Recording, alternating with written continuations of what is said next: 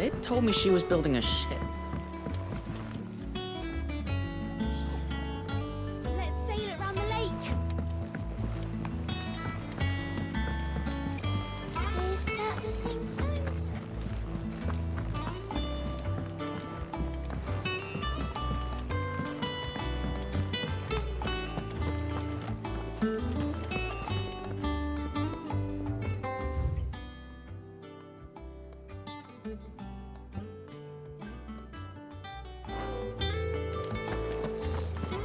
He cracked the crystal too.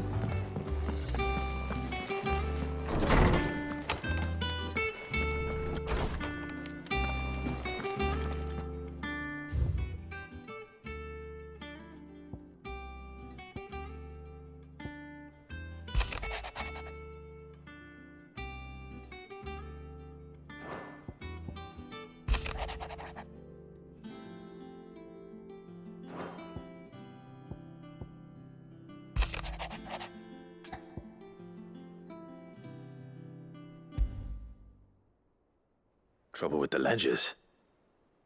Shouldn't he be asking Otto for help?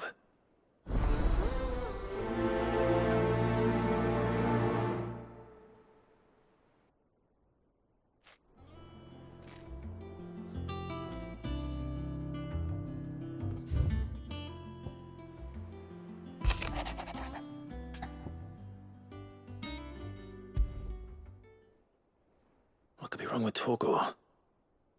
He seemed well enough when I last saw him.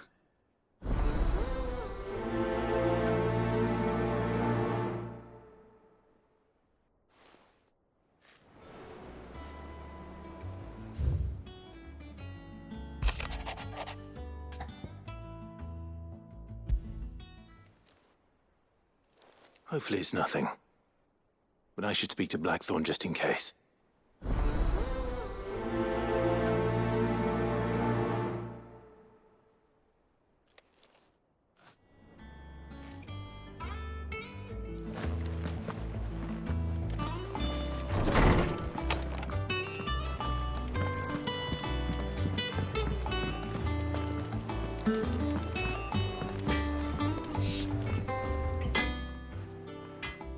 Blackthorn, do you have a moment? Not really, no. This won't take long. I just wanted to ask how you're getting on. August was worried about you, and you might still be doubting your craft, even after learning the trick of that cuirass. Is there something else weighing on your mind? Perhaps sharing your thoughts might help. That bastard's like a dog with a bone. Still, he's got a keen eye, I'll give him that.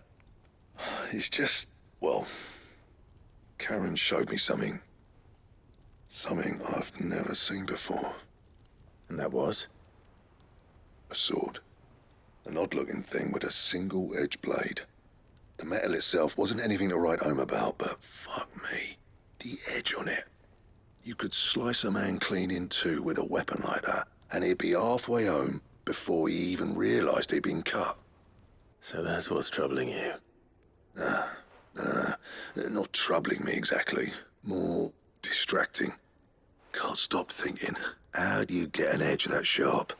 It's driving me mad. And if you knew how to do it, we could arm the curse breakers with even better blades. That's about the size of it, yeah. I'll see what I can find out. Sharper swords are always welcome. And we can't have our master blacksmith being distracted. You're a soft touch, you know that. But I can't say I'm not grateful for it. Good luck, eh? Thank you. Let's see what Karen knows about this sword.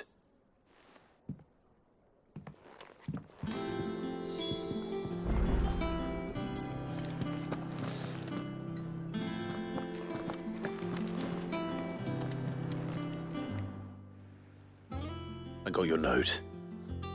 You think something's wrong with Torgor? So you can read. Congratulations. But I didn't say I were wrong with him. I said something weren't right. He's not been eating me treats. He used to love cracking the bones from Molly's boiled brown, but now he won't so much as look at them. Didn't like him. Which is why I'm of a mind that his mind's on something else. You've not been working him too hard, have you? No harder than usual. Is that it, boy? Do you need a rest? What was it you said he was? A frost wolf? That's what the lawsman seems to think. Then maybe this all has something to do with whatever it is that's woken inside him. I suppose things have been different since Rosalith. Perhaps Hippocrates knows something. Instead of everything, you mean? Perhaps.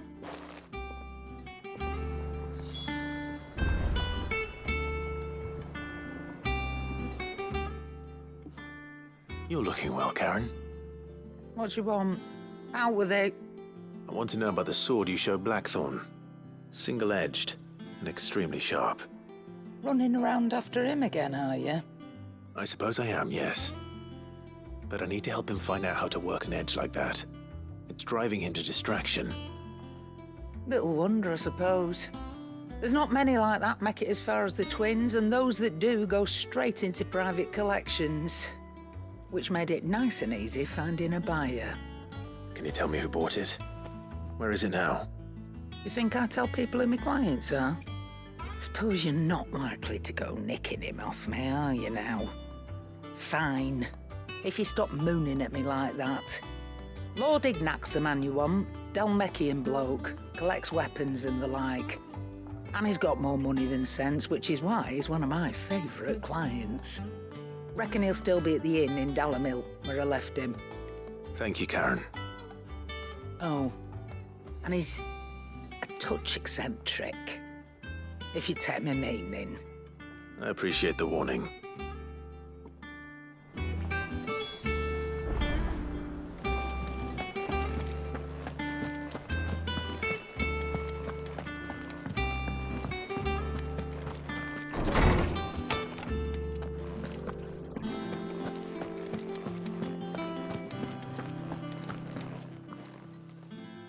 Lawsman, I need to ask you about Torgal.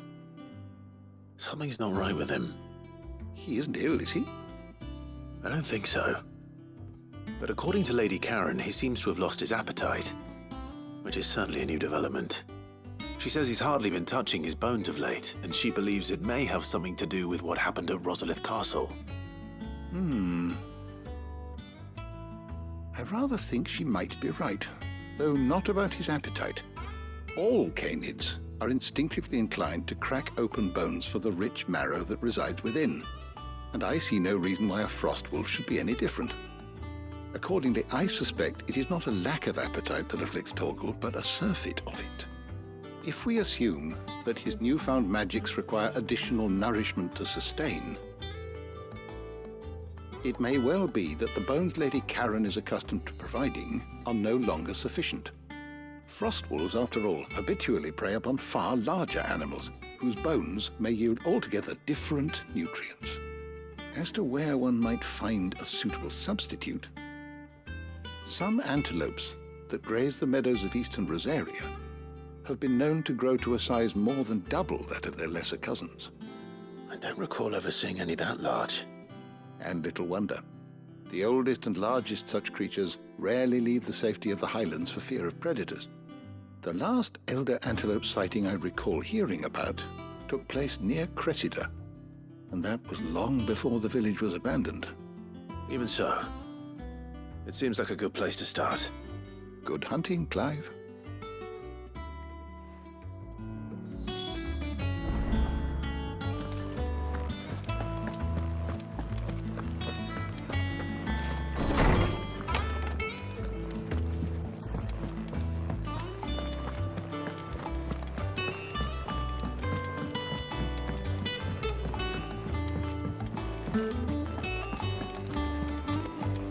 Is that the thing Tomes helped? It told me she was building a ship.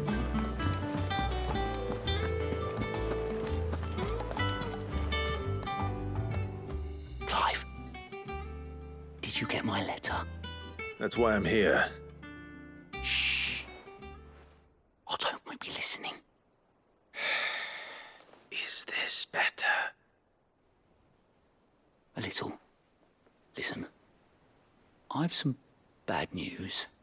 It turns out the hideaway may be slightly behind in its payment to certain lenders, and it may be my fault. But I swear to the goddess, I thought I had the numbers square. Sadly, that square turned out to be more of a circle. Zero, you might say. I can straighten it out, I swear, but it's going to take some time, and I'm going to need help keeping it from Otto. Bit late for that, I'd say. There you are! What a surprise! So let me get this straight. You forget to pay our lenders what they're due, and instead of coming straight to me, you get Clive to come to you. And I hope he'll dig you out of the hole you've dug for yourself. Clive, the man in charge of the place you've been cheerfully trying to bankrupt. And you thought this was a cunning plan. Why? Well, who needs paying? Oh, just Martha. And the dame. And, well, Lady Karen. But only 500 talents. We owe 3 of our most trusted friends 5 million gil. Each. 5 million each. They lent us the bulk of the money we used to rebuild the hideaway, you see, and, well, I must have made some sort of oversight. Those ledgers were my responsibility, and it was my decision to entrust them to you. This is my fault. Do we have that much to hand? I can always ask my uncle. No, we don't. And no, you won't. We've lightened Lord Rosfield's purse enough. After the king's ransom we had off him, he deserves better than to see our begging bowl.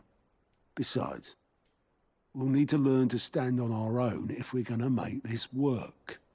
All right. But that doesn't mean you have to shoulder the burden yourself. Is there anything I can do to help? There might be. How'd you fancy taking these to Martha and the dame? Rocks. Rocks, he says. Worth 1,000 talents apiece, these are. A little something Sid and I set aside for when times got lean. And I reckon 15 million in overdue debt probably qualifies. I just hope our associates' eyes are a bit more discerning than yours. I'm sure there will be. Should be me making the rounds, really. But you know how it is with this place. Orders to bark, arses to wipe and all that. I know. Which is why I don't mind going in your place. Go. Do you know why I only gave Master Clive here 2 star rubies? Because you'd rather Lady Karen killed me. Because I'd rather Lady Karen killed you. Yes. Well, I suppose this is goodbye then. Don't worry. I'm sure Karen will understand. Really? Do you think so? No, I don't.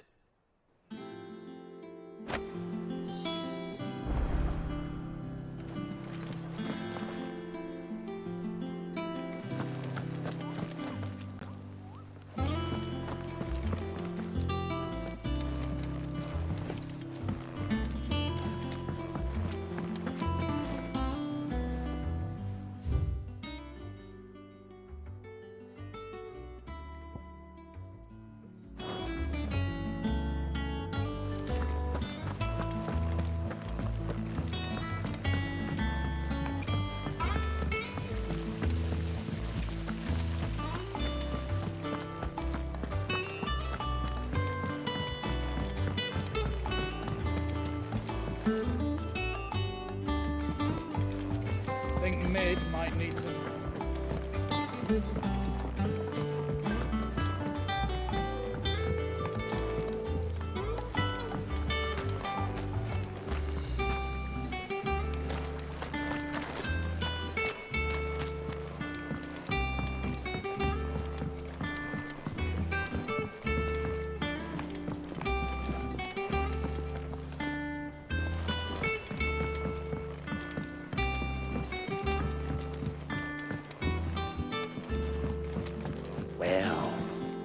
That's it then. I'm buggered. Here, Sid. Reckon you might be just the man to help me out of a bit of bother, if you've a mind to.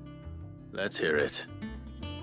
Well, it's about this alembic the chief's got me making. Lovely bit of kit it is. Bunging a solution you want splitting, and it will separate it out, just like that. Problem is, it won't always get rid of all the impurities. And with some of the stuff we need it for, that ain't good enough. Which is why I've been looking for something to filter the liquid we'll be cooking off. And that's where I was hoping you could help me out. I imagine Ty could get some use out of this alembic too. Distilling medicines and the like. All right. Why not? Proper job! So what exactly do you need for this filter? Nothing but bomb ash'll do, says the chief. Gave me a sample she'd obtained from the university stores. Couldn't believe my eyes. You pour the blackest blight water through it, and it comes out clear as a mountain stream. So, I did a bit of reading about where I might be able to get hold of some. And do you know what I found out? It's only the blimmin' bones of a bomb king. They leave them behind when they die, see? I take it that's where I come in. If you wouldn't mind. I saw a billet on the hunt board for one just the other day. Would have gone myself, but, well, fighting dirty great balls of flame isn't exactly my forte. You, on the other hand... All right. I'll see what I can do. Thank you kindly. And a good hunting, eh?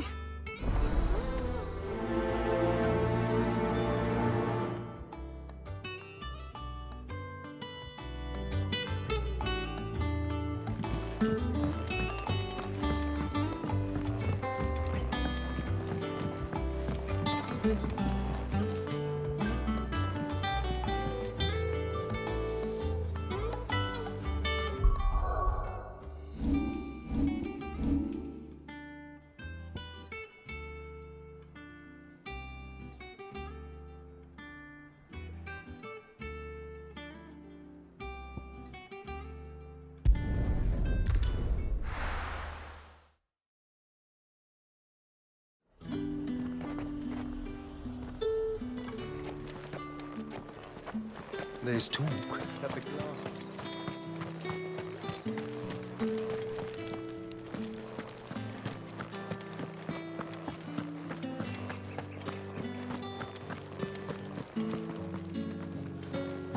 Did you hear?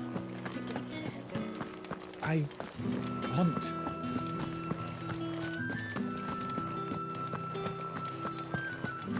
What am I going to do without Sweetwater? Milady, I come bearing gifts. Gifts? Whatever is the occasion.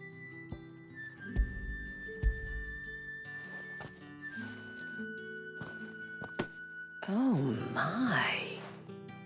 Clive, you really have outdone yourself. Otto asked me to give it to you. To settle the hideaway's debt with the Veil. And to compensate you for the time it took us to do so. You disappoint me, Clive. I thought you might finally be warming to me. Tell Otto he can keep his baubles. I tried to tell him as much the first time around. The man owes me nothing, nor does the hideaway. My contribution to the restoration effort was made freely and willingly. It was the least I could do. You once told me Sid did you a kindness. I'd like to do the same. Please, accept it. For my sake. And for Otto's. For all of us. For all you've done. It is rather fetching, isn't it? Very well. Otto is lucky to have you, Clive. I doubt anything could ever replace his son. But you and the others at the hideaway are the closest thing he has to family. Otto had a son. Long ago, yes. Sid told me Otto lost him when he was just a boy, and blamed himself for not being able to stop it. I don't know how it happened, whether there was anything he could have done, but it was clear that it weighed heavily on him. I didn't know. How could you have? I doubt anyone did. Besides Sid, I've never met a man more keen to bear his sorrows in stoic silence. An ill habit, given that both have always been surrounded by friends desperate to help them. I'm beginning to see that.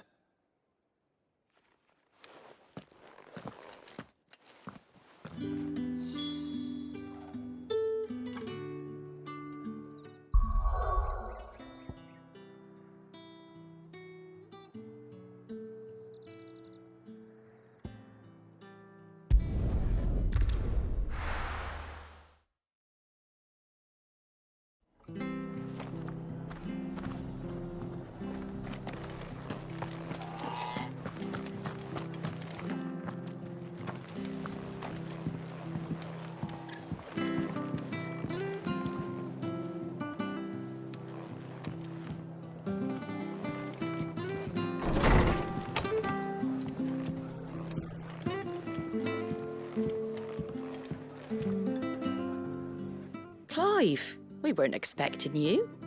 I wasn't expecting to be here, but it seems we still owe you a considerable amount of coin for your help with our rebuilding efforts. And though I doubt it's what you were expecting, we were hoping you'd take this as payment.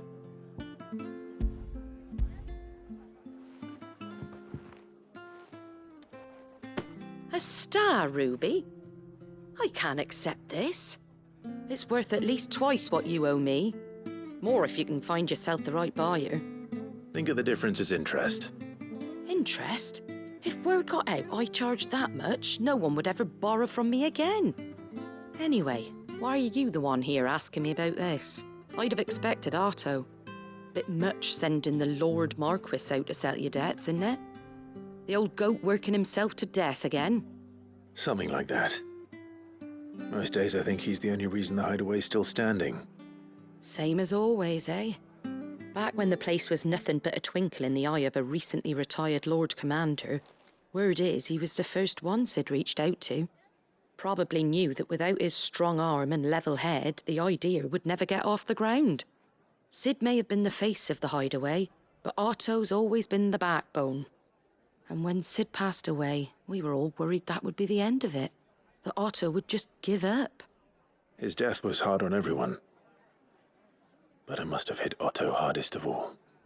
But he didn't give up, did he? Quite the opposite, in fact.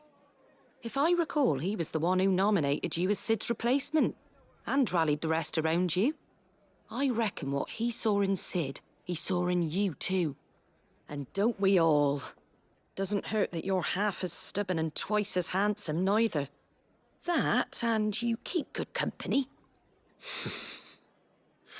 I suppose I do.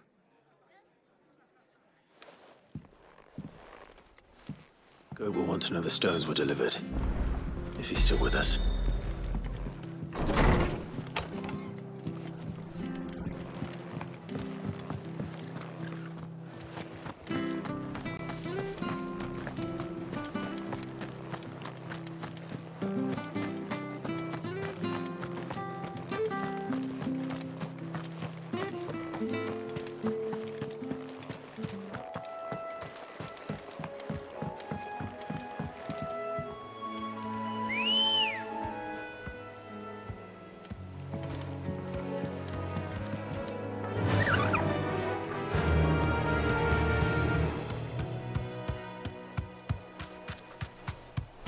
Faster!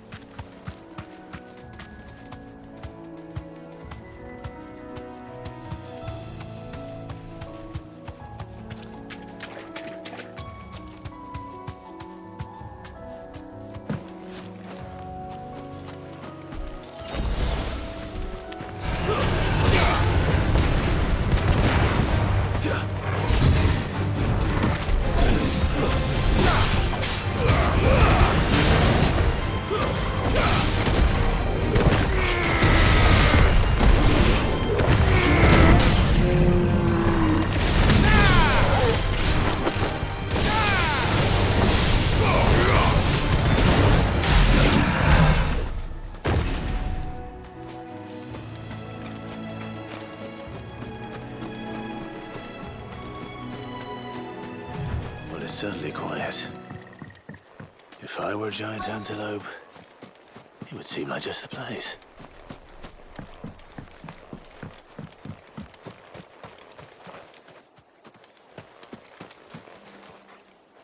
I doubt we'll find one bigger than that. You hungry, Torgal?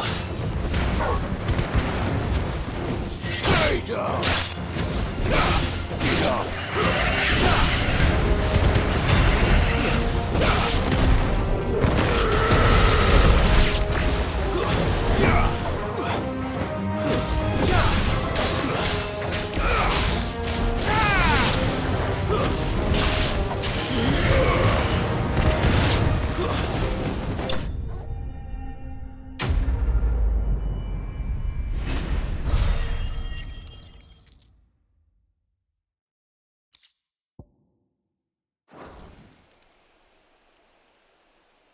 Now,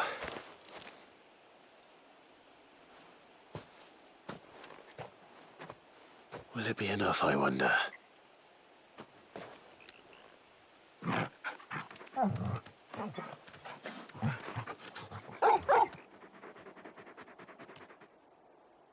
I say that answers my question, which means we owe the lawsman our thanks. You're just a big puppy, aren't you? A very big puppy.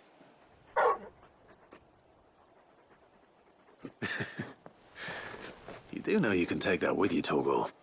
Lady Karen will be relieved to hear you've got your appetite back. Come on, boy.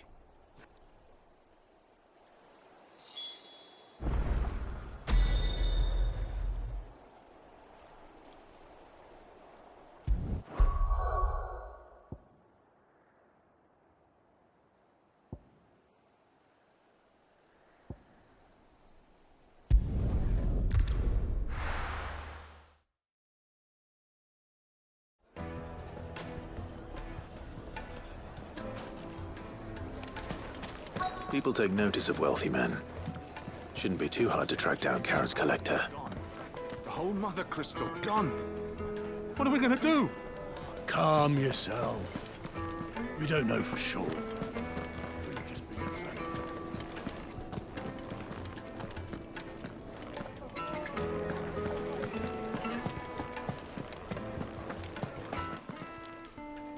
My reputation will be ruined. Ruined! Calm yourself, Lord Ignac, I beg of you, before you do yourself a mischief. Pardon the intrusion, but... Out! Get out! I paid for these rooms so I wouldn't be disturbed. Leave me be! Please, allow me to apologize. His lordship is going through a difficult time, and he's never been fond of guests arriving unannounced. Radim! Get rid of the filthy oaf this instant! Very good, Lord Ignac. Would you mind stepping outside for a moment?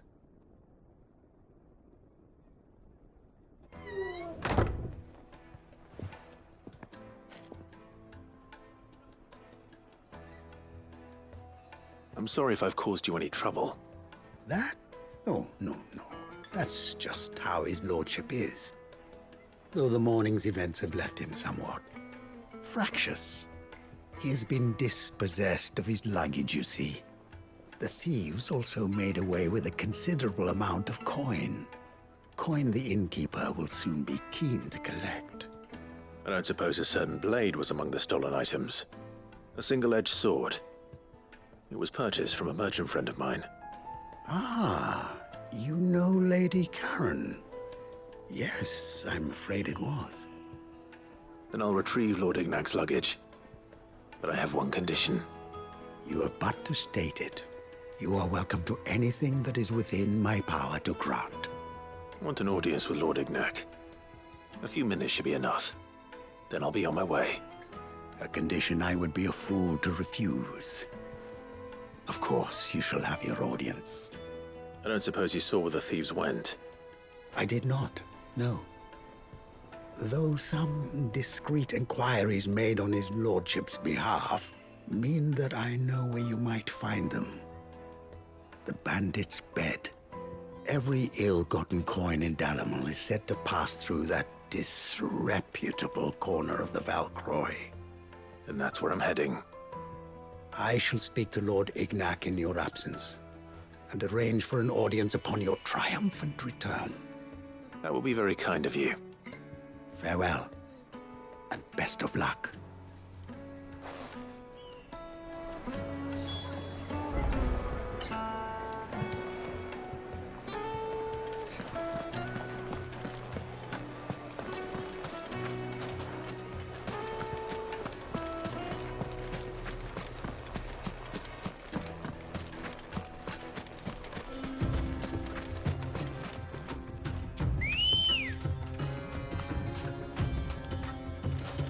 Let's go.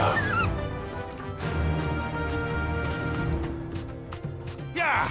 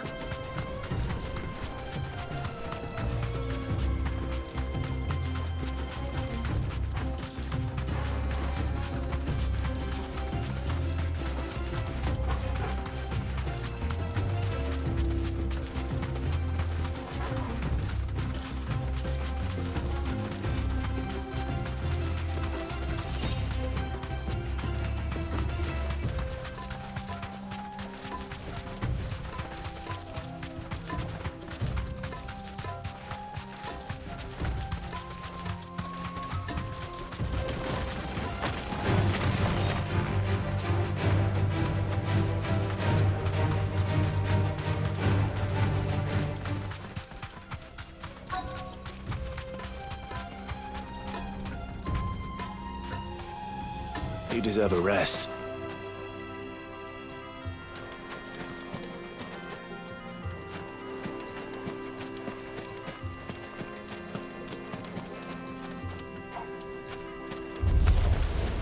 We've got company! Come on, lads, let's tear the bastard's head off!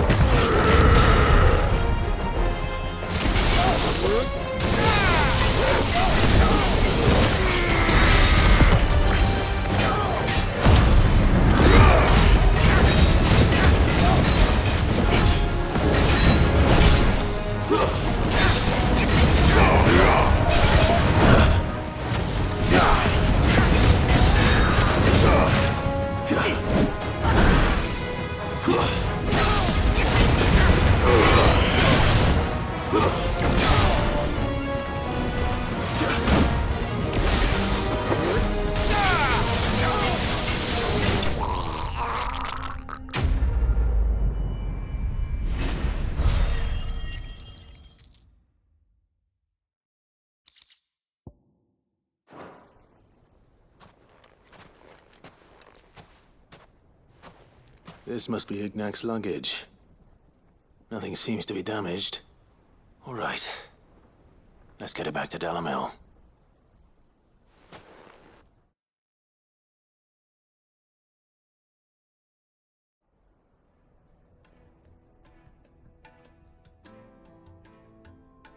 I hear I have you to thank for the return of my effects. What shall I call you, my good man? Wyvern. Glad to make your acquaintance. A formidable name indeed. Well, Wyvern, I appear to be in your debt. Redeem here tells me you wished for an audience. Is that all? A few moments of your time should suffice, yes. You're a peculiar fellow, Wyvern. All right, speak. Master Wyvern was wondering if you could tell him about a certain single-edged sword you recently acquired. Oh, a true work of art, that one. Karen drove me hard on the price, but I would have sold her Radim here to get my hands on that sword. It was made in the Outer Isles, far beyond the Twins, and is used exclusively by the practitioners of a unique school of swordsmanship. They believe no combat should ever exceed a single strike and hone their blades to such perfection that none ever does. Each sword is made for that one perfect stroke, and for that stroke only. They crack upon a second blow. There's a brutal sort of beauty to it, really. But how do they hone such an edge? Fine question. Why, they use a whetstone, of course. Whetstones, rather. A whole array of them, ranging from the coarse to the fine. 10,000 licks with the sharpening stone, then 10,000 more. But it is the final stone which lends the blade its legendary sharpness. A mineral quite foreign to this great realm of ours. And that is the key. The secret ingredient. Wyvern, it occurs to me that my little lecture is hardly equal to services rendered. Take this, together with my regards. The very stone of which I spoke, far rarer among collectors than even the blade itself, and a far more fitting payment. Thank you. Pardon the intrusion, my lordship. However, it is long past time we prepared ourselves to depart. So it is. I am locked in bitter competition with a rival collector of curiosities. I am one step ahead of the unscrupulous scoundrel, but he is hard at my heels. Are there many other collectors out there? Too many to count, but only one do I consider my nemesis, Lord Byron Rosfield, and is a perennial thorn in my side. I can imagine. Farewell, Wyvern. May our paths cross again. Radim, we mustn't dawdle.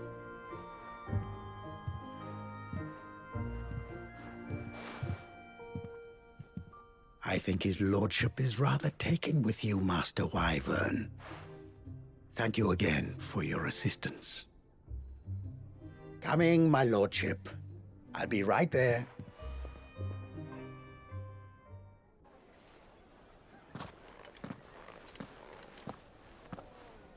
Trust Uncle Byron to find such an interesting rival. Now, let's see what Blackthorn makes of this whetstone, shall we?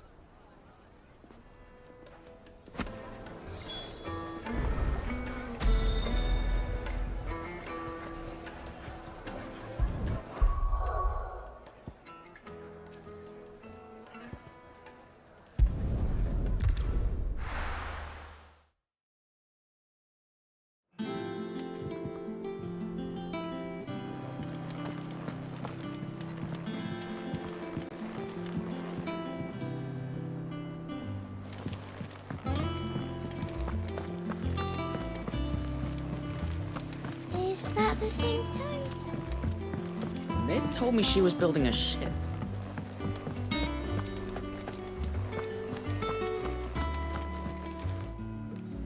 Goat. Still alive, I see. So Lady Karen accepted the ruby. Ah, about that. I tried my best, but she was just too stubborn to take it. She threw it right back in my face, in fact, and told me I could stick my stupid stone where the sun don't shine. Karen refused payment. I hope it wasn't something I said. I'm sure you were as tactful as ever. Let me see what I can do. Oh, wonderful. I hope you have better luck than I did.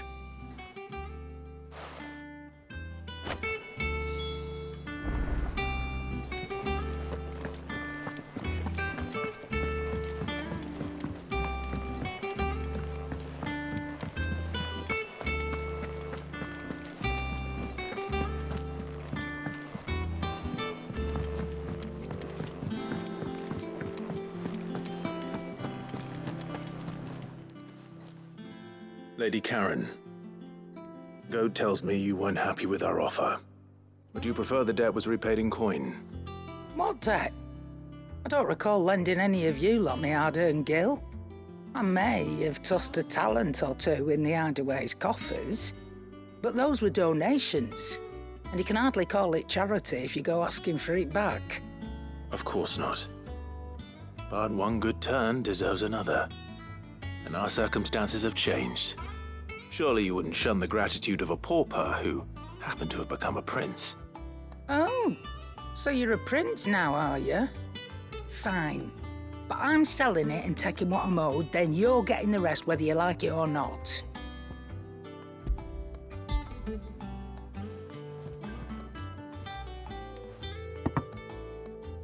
Where'd you even get this? A decent trader might nab 1,000 talents for a star ruby. A canny one, meanwhile, might claim it were nicked from the belt of Sid the Outlaw himself and ask twice as much. Might be I already have a buyer in mind. Might be you even know her. A fine continental maid whose beauty's only eclipsed by a guile in commerce. You wouldn't mind, would you? Not at all. Just be sure to tell her that it's always a pleasure doing business.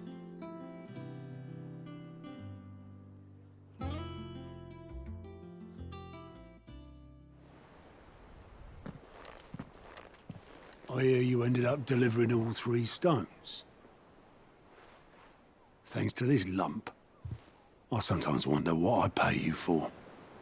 Speaking of which, I still haven't been paid last month's wages. Oh, so you remember what's owed to you then? Get your ass behind that disc of yours and don't get up before those ledgers are square. Right away.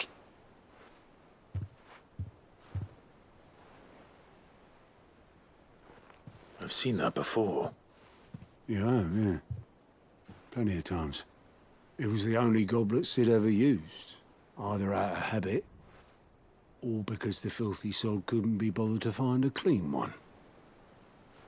I knew so little about him. Like most people.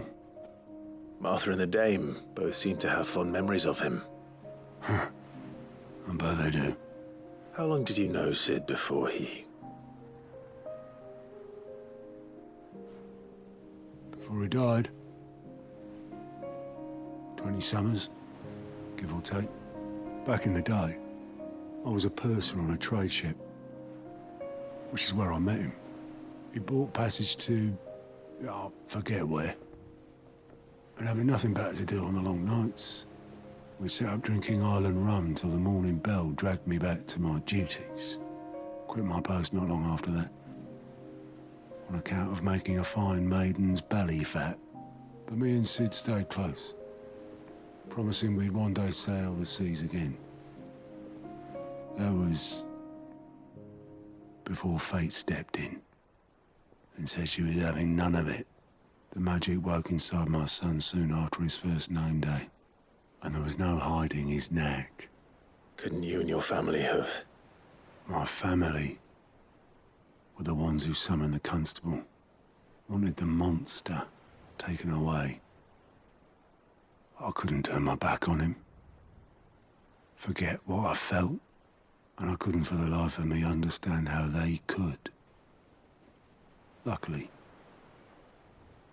Sid was of the same mind as me.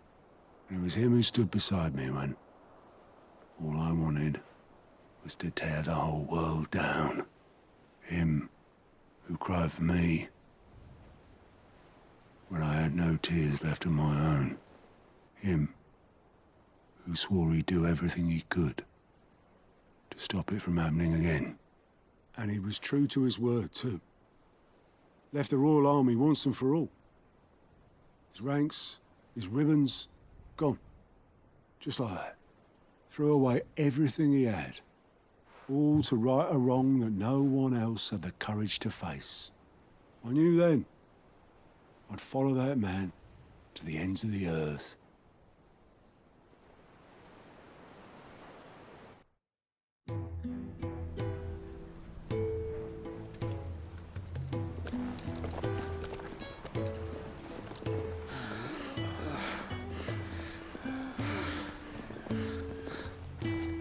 He was always too clever for his own good, was Sid. Saw the world for what it really was, while the rest of us were content to go along with the lie we were shown. And it can't have been easy, bearing that burden alone.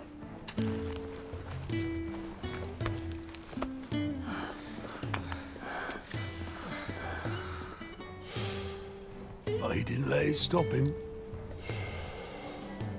He never lost faith in what he believed was right. And that gave us faith in him. Faith he'd steer us true. So I swore to myself that I'd always be right behind him, ready to catch the stubborn sod if ever he should fall.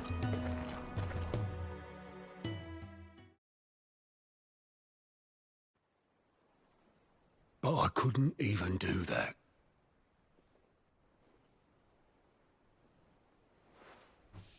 Ignore me. Just the ramblings of a tired old man. Leave that lot. I'll tidy it up in a bit.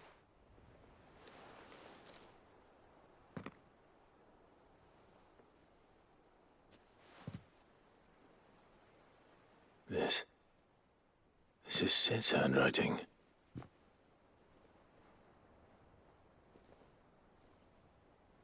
Dear Otto.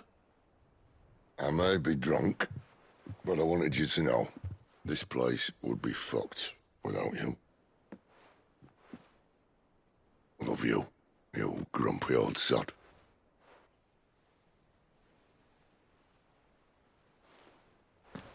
This note. Hmm? What about it? Sid was right. Without you, we'd all be lost.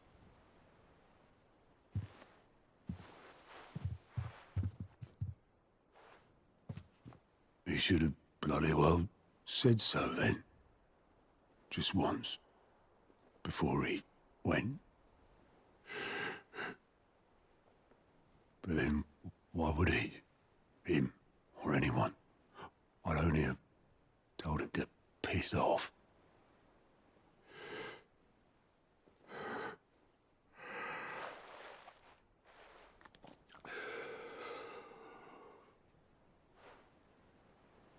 You're wrong, though.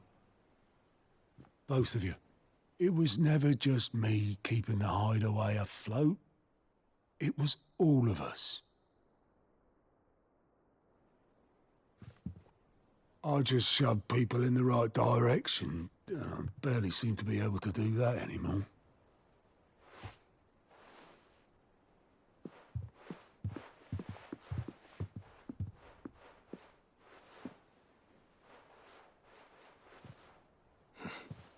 Would you rather go at the helm? Well, maybe I've got a few more years left in me. I'm going to hold you to that, Otto.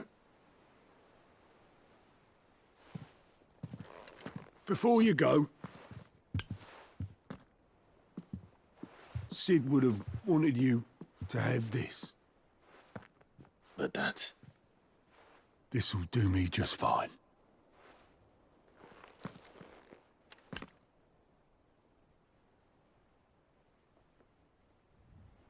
Thanks for the ray of sunshine. I'll see if I can't pay you back. Already have.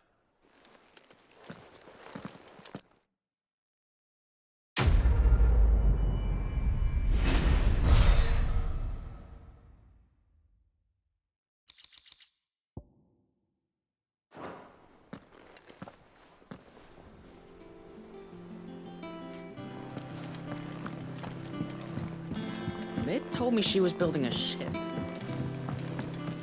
Is that the thing Tom's help?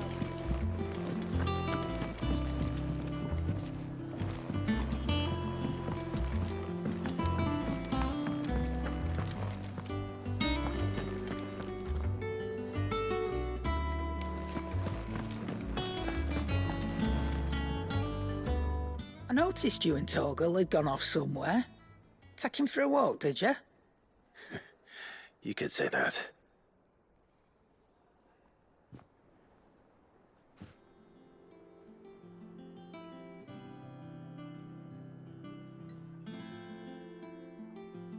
So, Molly's leftovers weren't good enough, eh? That'll teach me for treating you like you're still a pup. All right, no need to shout. Now we know what you're after, I can see about getting some in. Speaking of which, I brought one for later. Can I leave it with you?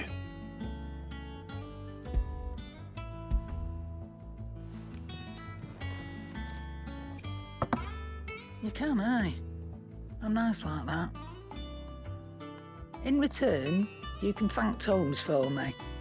The bloody know-it-all. I was just on my way to see him.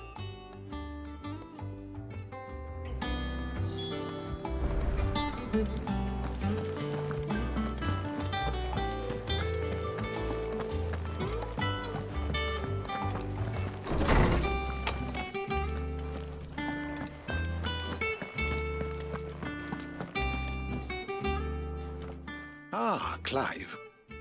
Were you able to locate your quarry? We were indeed, Lawsman. You pointed us in exactly the right direction. And Torgal's been a very happy hound ever since. Very good, very good. Lady Karen sends her thanks, by the way, for your part in solving the mystery. Ah. But that reminds me. After your last visit, I found myself pondering Torgal's talents. Do you recall our conversation concerning Lady Jill's role in Torgal's transformation? About how she somehow woke the power within him. Precisely that. A reasonable conclusion, I thought, but one which raised certain questions in my mind. You see, the Fenrir of legend served Shiva and Shiva alone. And while the powers attributed to him are certainly impressive, the records imply they are somewhat different in nature to those you described Torgal as having used. What are you suggesting? That Torgal may be the beneficiary of more than one icon's power. Consider that in addition to Lady Jill, he has served as a loyal companion to you, your brother, and even the late Cid. In short, the icons hitherto near at hand, or should I say at paw, have been diverse and plenty, and that number has only grown as the realm's dominance have fallen to your sword. One can but speculate as to how all of this has affected Torgal. He has seemed more fierce of late. And if I am not mistaken, he will grow fiercer still. We are fortunate indeed to be able to count him amongst our allies and not our adversaries. Oh, he's more than an ally. He's a friend.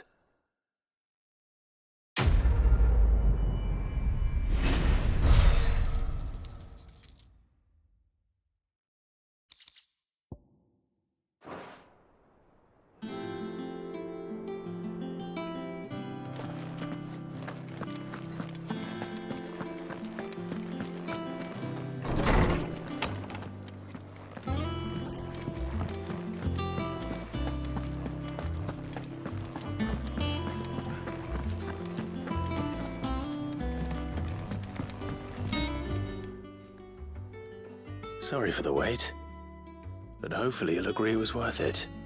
You learned something about that sword then? I did better than that.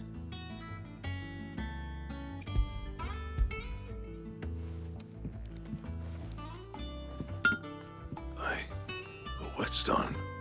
Yes, but not one you'll find anywhere in Valisthea.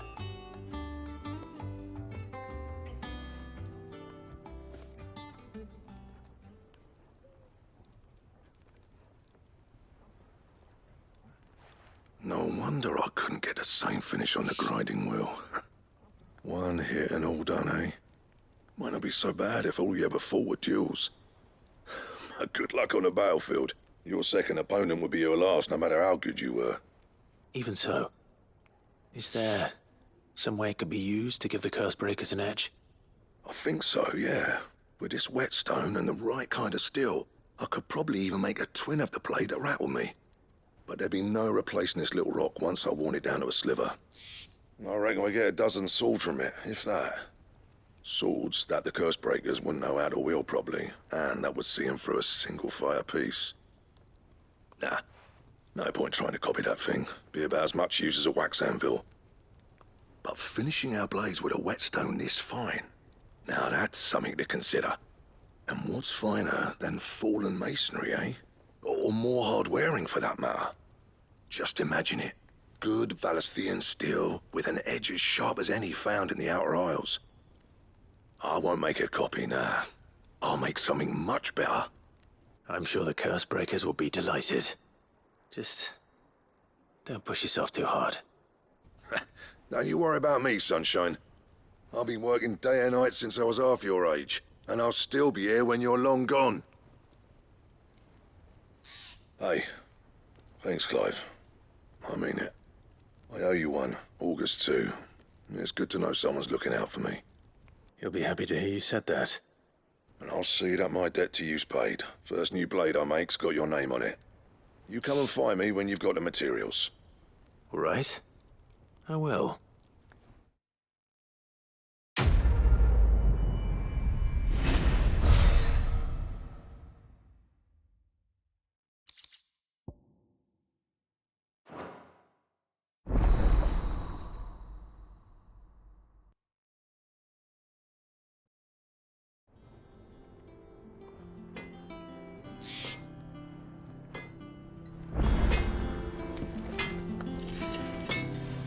Back, are ya?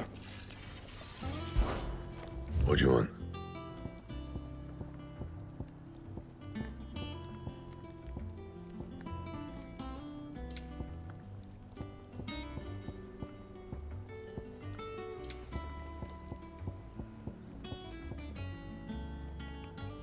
And?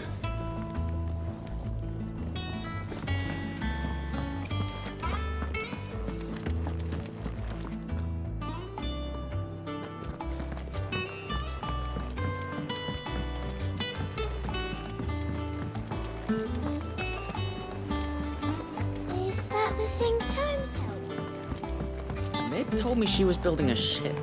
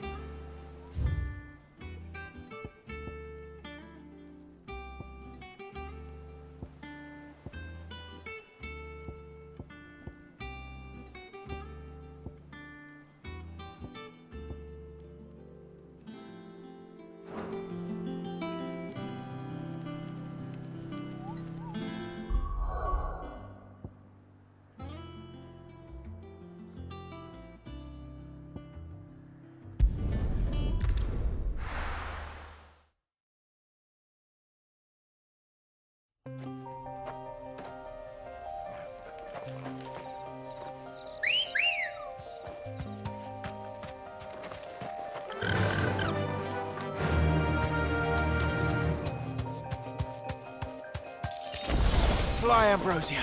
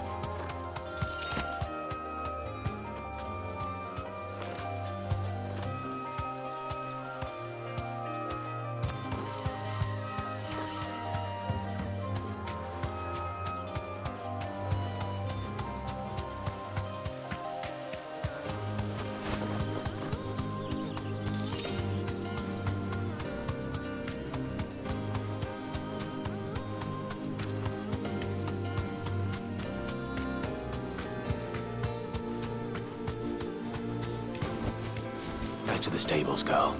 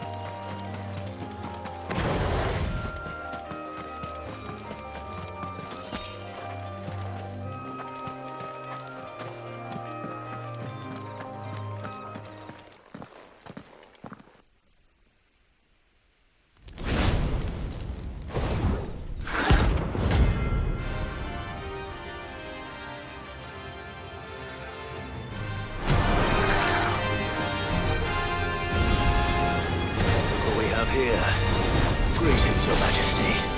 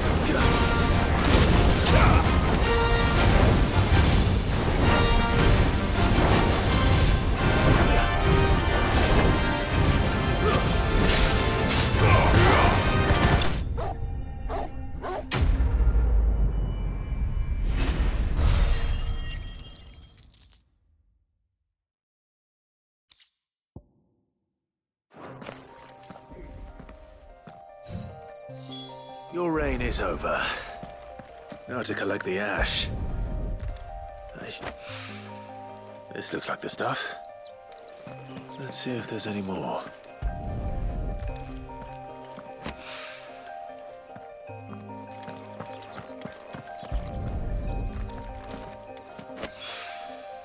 That should do it.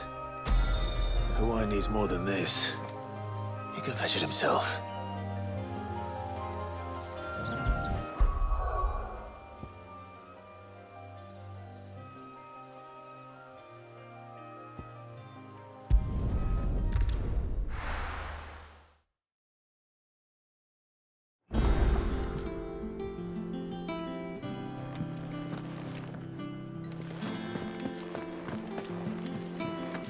Is that the thing Tomes helped? Mid told me she was building a ship.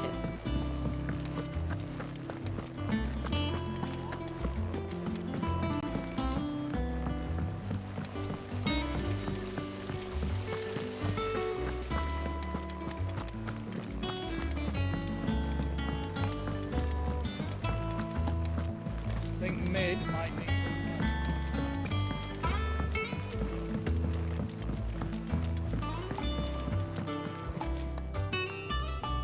All right there, Sid? How's that hunt for the bomb ash going? I have it here.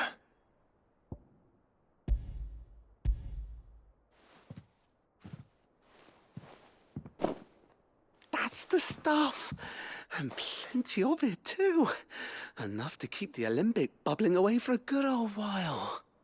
You're a gent, Sid. Let none say otherwise. Right then. Let's get this contraption up and running.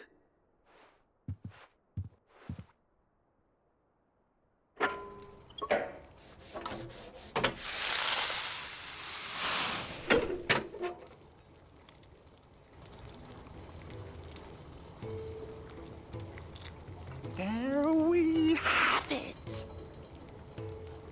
The Telemon Alembic. And it works just like the chief said it would. Very impressive. Says the man who cut down a burning boulder.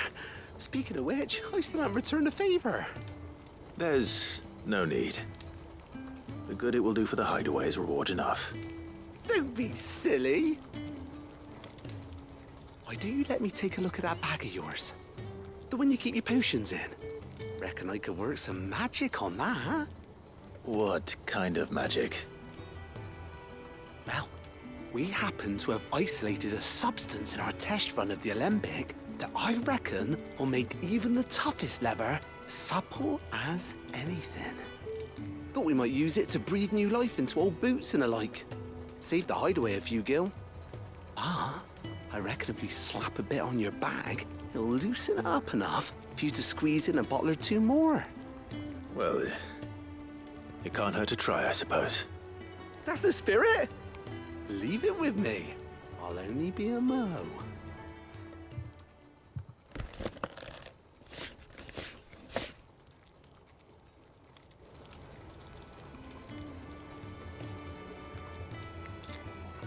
Well, what do you reckon? It certainly feels more flexible. Right?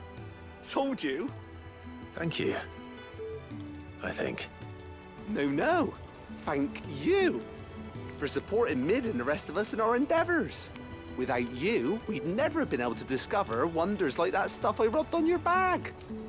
And I'm telling you, there's plenty more where that came from.